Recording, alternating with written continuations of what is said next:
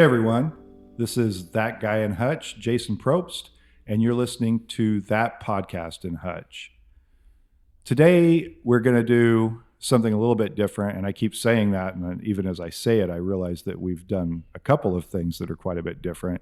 If you didn't hear last week's episode, we set up in a coffee shop and recorded a lot of people come in and share their Christmas stories, and that was something different, and I hope everyone enjoyed that. I think we got some really good stories from people.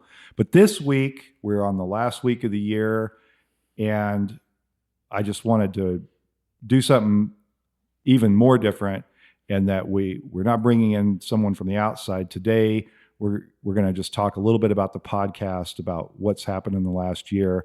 And my guest, so to speak, is the guy who's always here, and he's always working behind the scenes to cover up all my mistakes and make everything go smooth. My producer and the producer for That Podcast in Hutch, Chris Acker. Hey, Jason, thanks for having me here. Absolutely. So Chris will probably make me sound better than I am, but we do make a lot of mistakes as we're recording, and there's a lot of pauses, and Chris always does a great job of cleaning all those up for us and making me sound better than I should probably. Well, thank you for that. I do the best I can. I'm not looking forward to this particular episode because, everybody kind of hates the sound of their own voice. So not looking forward to editing myself, but it's been a joy to work with you so far and to edit all of your episodes. And I get to see the episodes happening live, which is a really unique perspective, and then go back in and re-listen to them and edit them down and do all that. And that's been a lot of fun so far. Well, we've had a lot of fun this year doing this, and we've had some really good guests on. Are there a couple that stood out to you that were really memorable, or while you were recording them, you were like, oh, that's going to be really good? Oh, absolutely. One of the ones that really stands out, I think, was Heidi. Her story of her daughter and long COVID was really touching. As someone who myself has some of my own complex medical conditions, it really kind of hit close to home for me. Just her story of dealing with the medical industry and her daughter and working through all of the long COVID. And that one just really, it was touching. I had a hard time not tearing up when we were recording that one. Yeah, that was a tough one, because to imagine, a mother talking about what her child has experienced over the last year and watching her health deteriorate. And we need to have her back on to give us an update, because I know there's been some progress made on that. And I think Elise is getting at least seeing some movement towards getting some of the care she needs. But that was a particularly touching episode. And I was so thankful that Heidi was willing to come on and share that story with us. Another one that stood out to me, I've enjoyed every one that I've done, but some of them do stand out. Jackie Espinoza and her willingness to come on and share her story and just be so frank and honest about her path to recovery, and sharing that story that so many people have but don't often talk about. Absolutely. If you haven't listened to Jackie's episode yet, go back and listen to that episode. It's such a unique story, but at the same time, it's an almost universal story. It's a story that isn't told often enough, and it's such an important story for us to hear and for us to understand and for us to get that chance to look into that life and experience that a little bit and understand our community a little bit better there. Yeah, I think to me, that was one of the things that I really, hope that people took away from that, is that, people, if they're in active addiction, are in our community and they're part of our community, and they're hurting, and that our community is better if we can find avenues to bring everyone, or bring them into our community and make them feel appreciated, and give them help them get the tools they need to get to a better place. There's that harm reduction and learning about Addicts Against Overdose and the work that they're doing with the Narcan and all of those, the tools that we have, because I forgot the exact wording, but it's basically if someone dies, they can't get better. Yeah. And so that work that's doing that is helping people get better through places like the Oxford Houses, and just those programs. It was I loved learning about those and learning about those resources that we have in our community to help people, to allow people to get better, and to fight against addiction. Yeah, and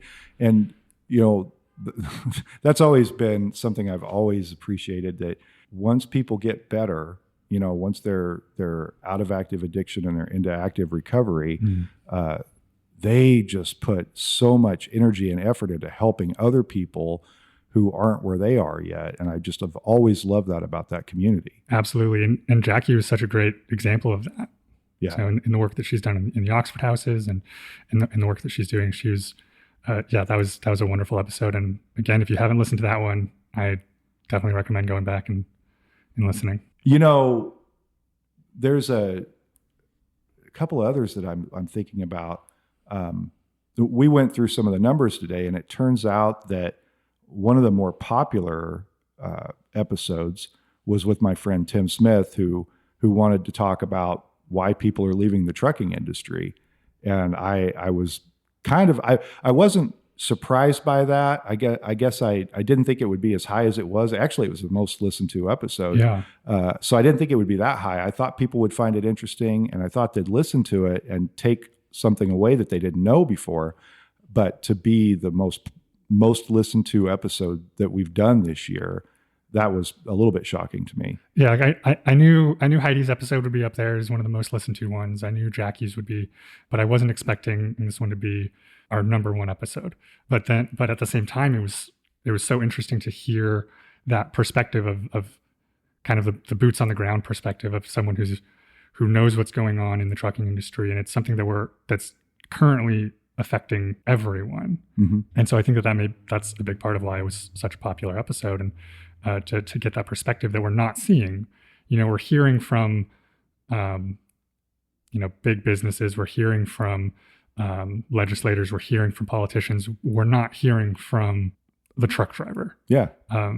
So to get that and to hear some of the issues, I remember what really stood out to me was just that concept of parking, of being able to find enough parking, and realizing like, oh, that's a major issue that isn't being addressed. Yeah. And, when I talked to people afterwards about that, I said, that hadn't listened to the podcast yet, I said, that he said parking is the biggest issue and one of the most frustrating things they deal with. And somebody from a smaller town in Western Kansas said, oh yeah, that makes sense. That would explain why this empty lot in my town fills up with trucks every night. And I said, well, how far are you from the next truck stop? He said, oh, about 30, 40 miles down the road is the next town with a truck stop. I said, yeah, that's why that's happening. They can't get in that truck stop. They can't find the parking. So they're loading up in your town with a lot. And I did think that was an insightful episode. And I like I said, I appreciate everyone that's come on, but some of these just have opened my eyes and my world to whole new experiences. And that's what's made doing this so much fun for me. Yeah, I've been in the unique position to meet all of your guests and kind of be a fly on the wall while you're having these conversations, and it's been they've all been so interesting. I think of Myra and Metropolitan Coffee, and that was one of the first local businesses that I started going to when I first moved here to Hutch was to Metro, because I don't drink coffee anymore because of my heart, but I still love coffee shops. It's always been a place that I've enjoyed. So I go there and I get their breakfast burrito, or get some tea there, or something that I can that won't speed up my heart rate or anything. And so to kind of see that inside view of Metro Coffee, and especially during the pandemic and those unique struggles that small businesses are experiencing.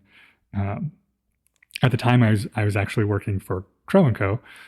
So their Metro supplies Crow & Co. with their coffee and everything. So it was really unique for me to kind of see the inside workings of where I was working and Metro and how they work together, and how they affect each other, because we were experiencing those same, the supply chain issues were passed down from Metro to Crow and Co. And we were experiencing those as well there. But just to see what really stood out to me was the way the community kind of came around Metro and other small businesses, and how when Myra talked about Rally Reno and the way that the community came together around those small businesses, that was just something that felt so encouraging, especially during the time of the pandemic when, everyone was having we've all had a hard few years. Yeah.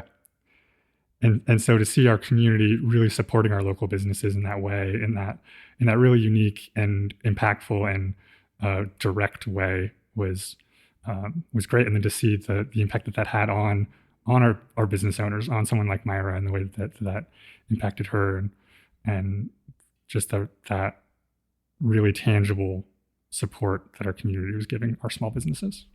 There was a lot about Myra's story and about what she told us about Metro that was really remarkable, and the way the community came together behind small businesses during that time was amazing. But also to hear about how hard they're working and everything they've sacrificed, and how little money they make at the end of the day, because they're pouring everything into the business, and they don't have the buying power that a large corporate shop might have, and just all those things, trying to keep staff keep them paid at a level that they can retain the help they need, but also not sink the business, because that's a delicate balance that they're trying to achieve there. I was so happy with when she came in and was willing to share that experience with us, because I thought she was another one who was so honest about the reality of her world. Absolutely. This will be our 20th episode. If I have the count right, I think this is our 20th episode. And when we started this, we kind of committed to saying we're going to do one every week. We're going to do it as long as we can. And I've had a lot more fun. I mean, I think at the beginning I explained to people that I kind of dragged my feet getting started on this, and it took me a while to decide to do it. And then once I started, I realized how much fun it was, and I got to hear all these interesting stories and sit down with people and ask the questions that I wanted to know, and hope that translated into things that other people wanted to know. But it's really been a great experience and a great way to wrap up kind of the tail end of this last year. But now we're looking to the next year, and we're looking at going forward. And you and I certainly have plans to keep this going. Absolutely. What sort of things do you? Well, I guess what sort of things would you like to see us do in the next year? What sort of guests? What sort of stories? I work a lot with the arts and humanities here in Hutchinson, and so I'd love to see local music or local musicians. I think that would be a lot of fun. Maybe a special episode where we have some local music on here. I mean, we already do have local music in every episode. That's right. With Mitch. Technically, with Mitch. So that's a lot of fun there. But I'd love to see more of that, kind of highlighting some of that we have going on here. I know we've talked a little bit about the idea of doing more kind of live episodes, similar to what you did at Crow and Co. for Christmas, but maybe actually live streaming those. And I think that'd be a lot of fun, and kind of give us just a new perspective on this show and how we're going there. And then, I think that there's so many unique stories here in Hutchinson. So there's it's almost hard to pinpoint exactly what I'd want to see, because I think that the most interesting stories are the ones that I don't even know about. And so I think that I'd love to hear from students at HCC to see how what that life is like, because it's been a little while since I've been a student. So I'm sure things are a little bit different now, especially in the world of the pandemic. And I think that there's just so many stories here in Hutchinson that we have opportunities to explore. There's a couple of things that you reminded me of. early on in this, somebody told me, you're going to run out of people to talk to. And I said, I will never run out of people to talk to, because I'm a believer that everybody has an interesting story.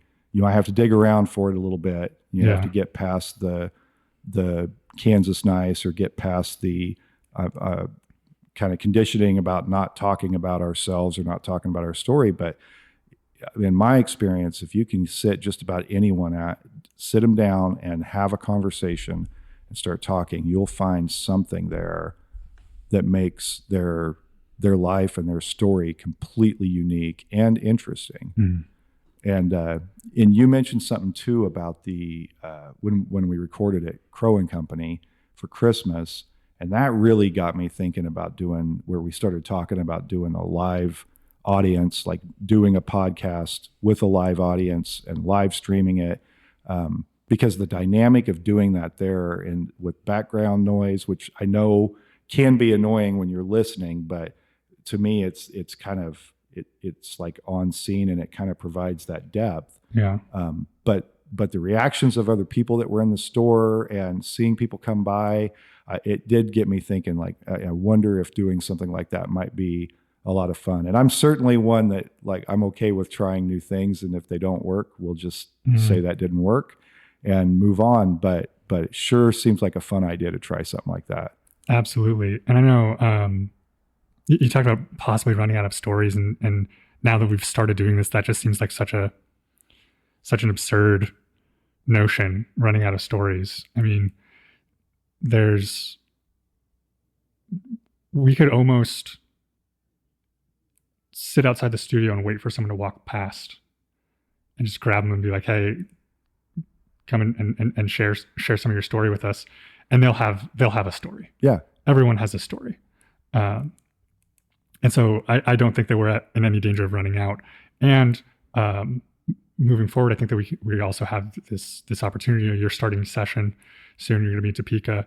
So we have that opportunity to expand a little bit from Hutchinson, and then also getting some stories from Topeka. Yeah.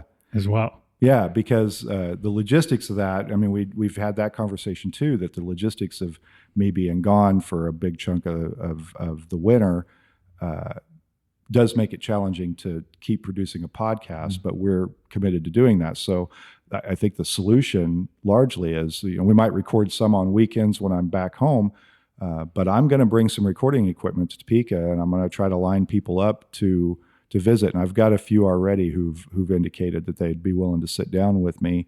And we'll probably keep the same format. I am going to make it more about understanding people and more about learning about them and learning about their stories and what's shaped their lives.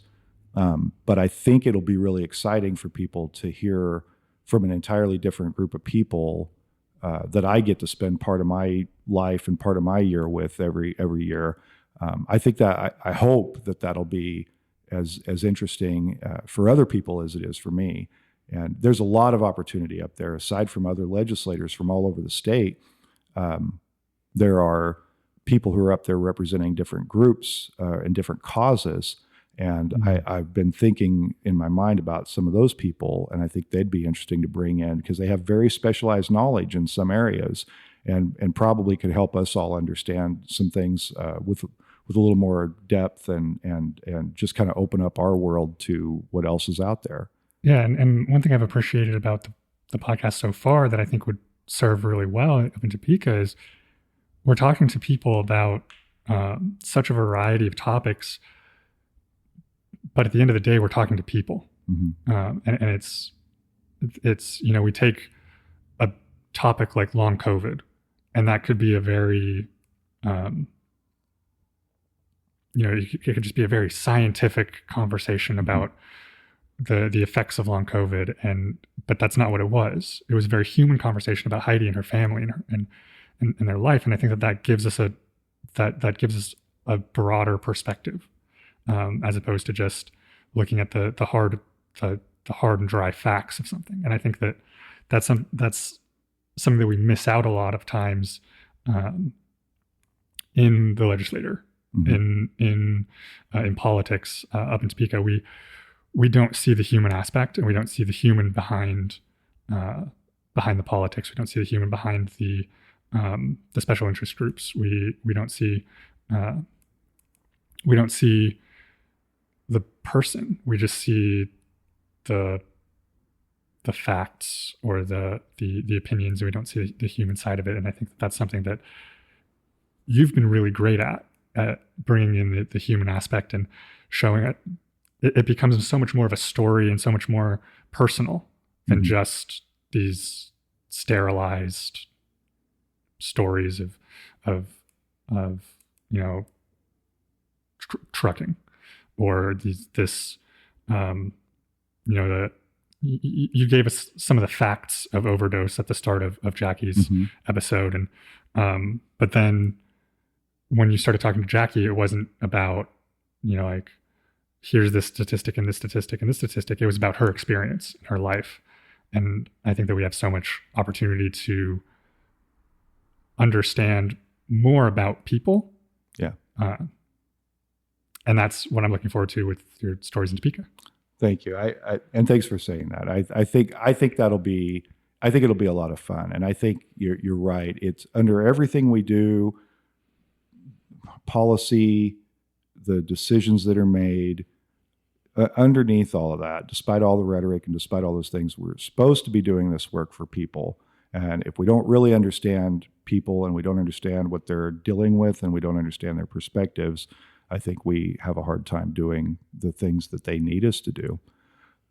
Speaking of people, as we go into the next year and we start looking at what we're going to do, there are things that all of our listeners can do, and I guess potential listeners, to help us out. And talking about guests and talking about people we should interview, I'm building a list, and some of them of people that I want to interview, and some of those have been sent to me by listeners who said, hey, I really think you ought to talk to this person and bring this person in.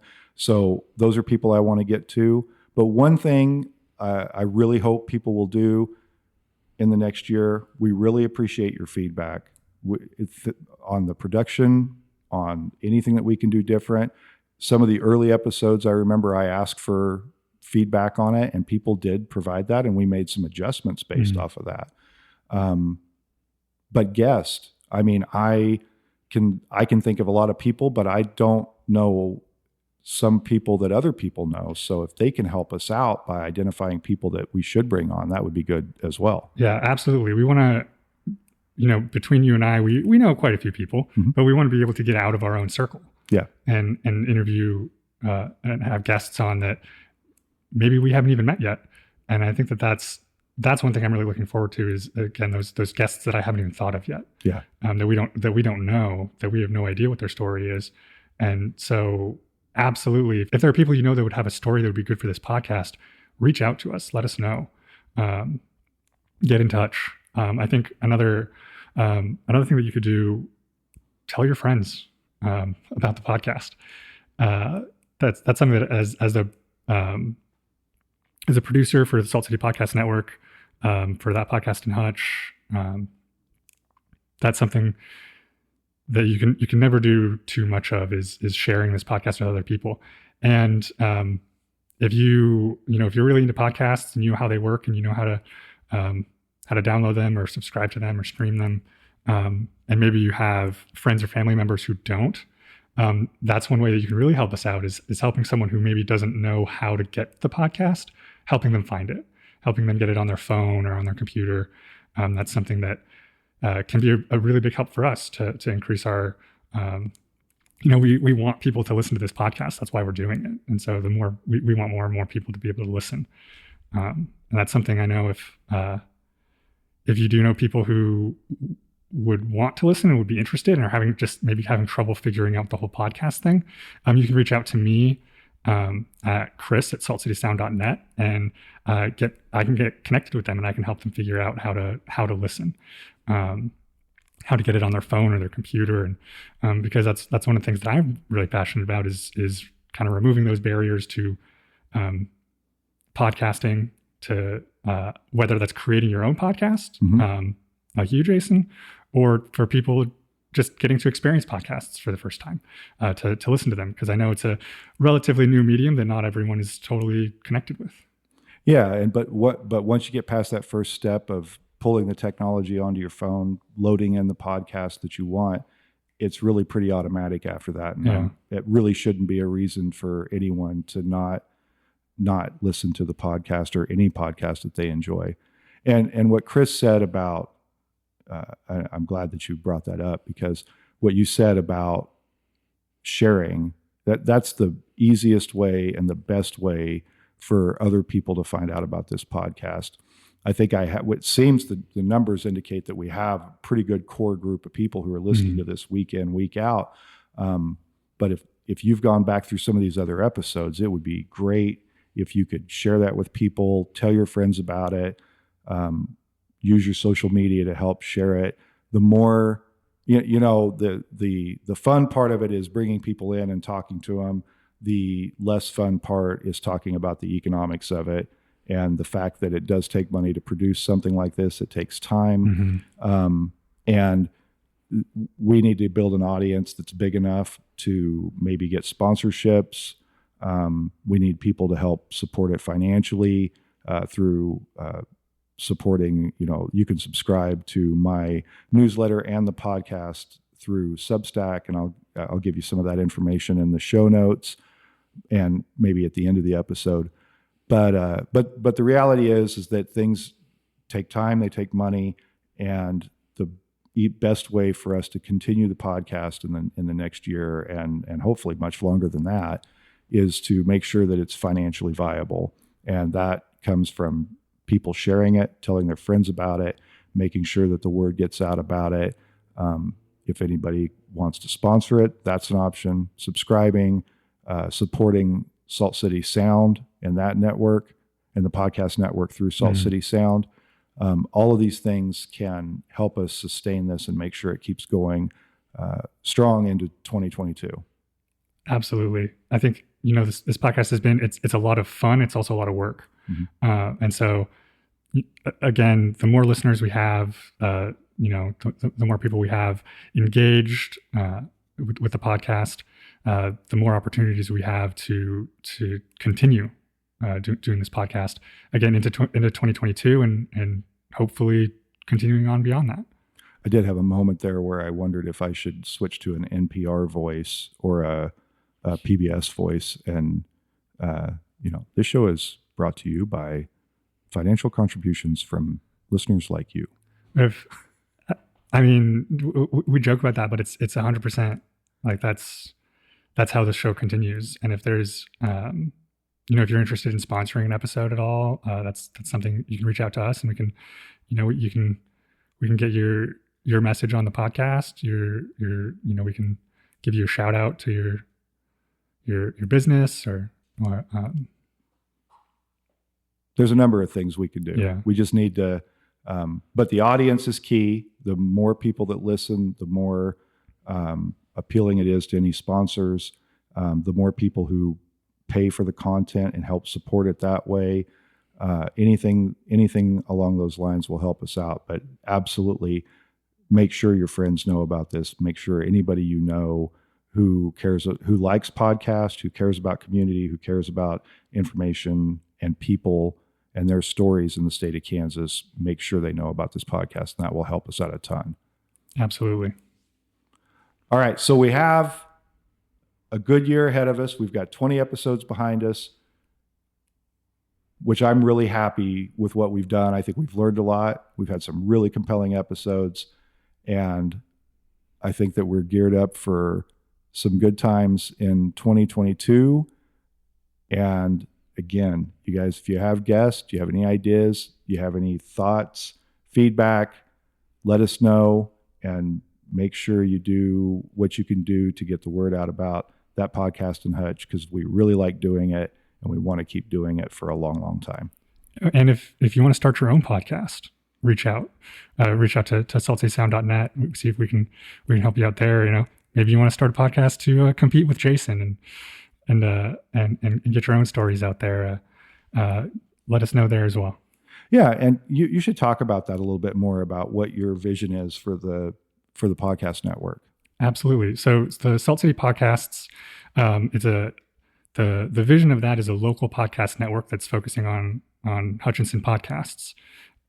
We learned over the pandemic that podcasts are a great way to stay connected and stay in touch, but there is a level of technology involved in them and a level of understanding and know-how involved in them. And kind of my goal and my hope of the podcast network is to remove as many of those barriers as possible, so that people who have a story, who have something they want to get out there, a story they want to tell, have that opportunity to do that without needing to go out and buy their own microphones, without needing to learn how to set up a podcast.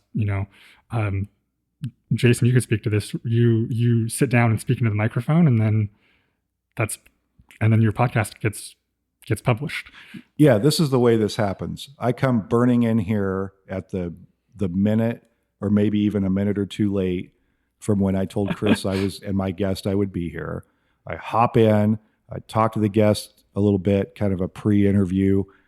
We sit down to hot mics. Chris records us. The mics are all set up. The gear's set up. We record. We talk for an hour. I have a lovely conversation with someone for an hour or so. I pack up my stuff and I leave, and the guest leaves.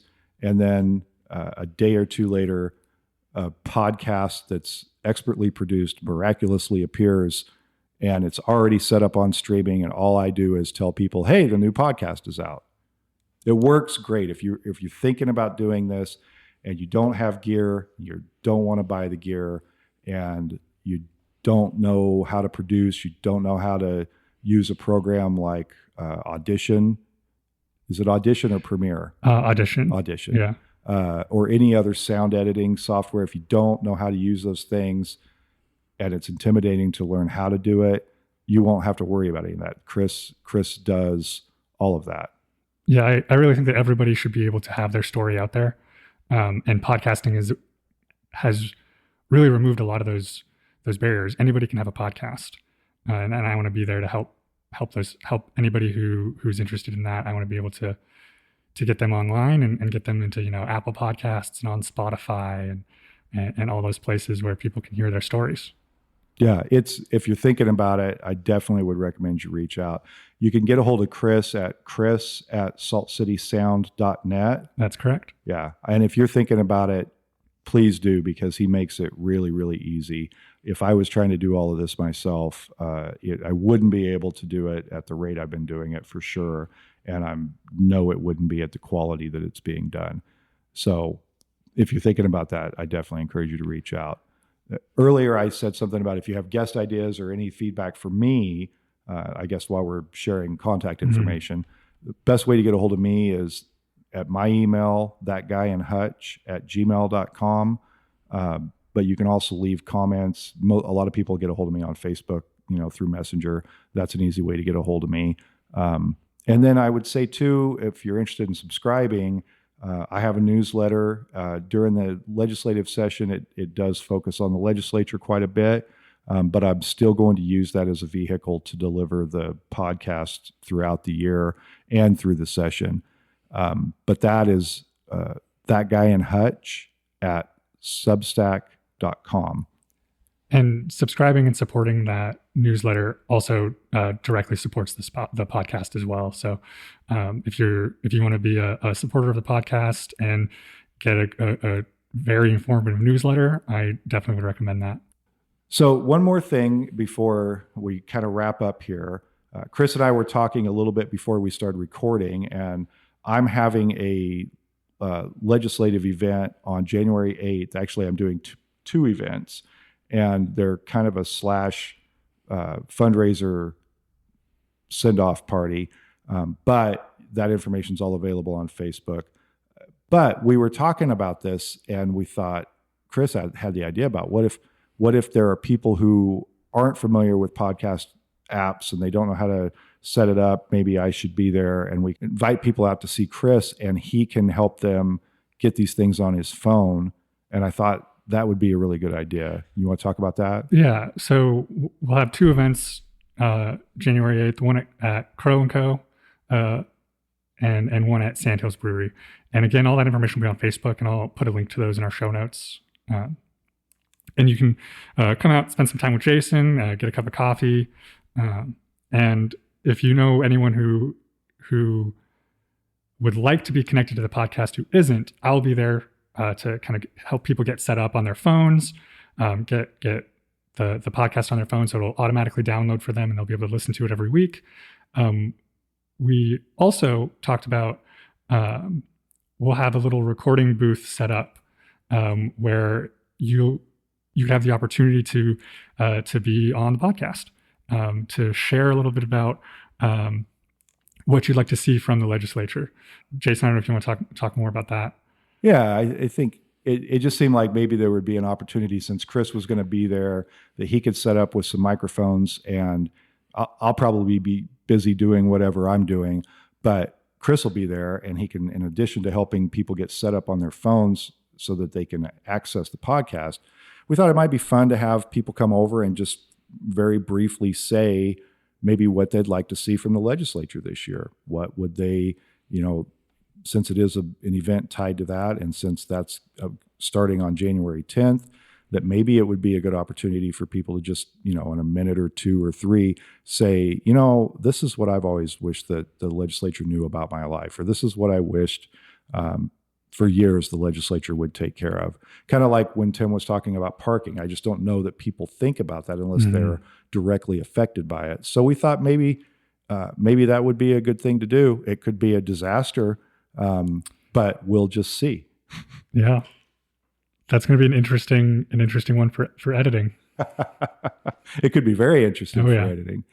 But if you feel like, I think it's a fair thing. If people come down and we want to put those things together, we could put a compilation and kind of try that out and see. So, and again, like I said, I don't mind trying new things. If it works, it works. If it doesn't, we'll just move on and try something different. If no one comes in and wants to speak, then we won't have an episode about that.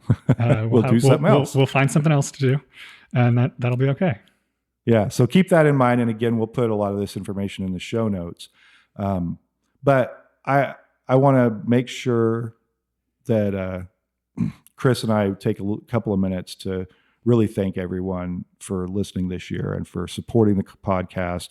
A lot of you have stopped me, when I'm out somewhere, to tell me how much you enjoy it. And I know a lot of you have been sharing it with your friends and letting other people know about it. And it really makes us feel, I can't speak for Chris, but I think I'm right in saying this. It makes us feel like all this effort is worthwhile. And it makes us feel good to feel that, the time that we're putting into this and the thinking about who to talk to and how to frame the stories and how to move those along, and how to put this content out, I think it makes us feel really good. And so I'm really, really thankful for everyone who's taken time out of your week every week to listen to our podcast and to share it with other people and to just support what we're trying to do here. Absolutely. I think the feedback that we get is so encouraging. I read all the comments whenever we post an episode, and even when there are critical comments, they're always they're always kind-hearted and good-spirited and helpful. Mm-hmm. When we get those critical comments, I remember early on in some of the episodes, there's a few comments that changed the way that I was doing some things to improve it and make it better. And so, and then, so many comments that are just so encouraging and so kind, and it really makes this feel worth it. Yeah, absolutely. So thank you. I hope you'll keep listening. I hope you'll tell your friends, and happy New Year and a happy 2022.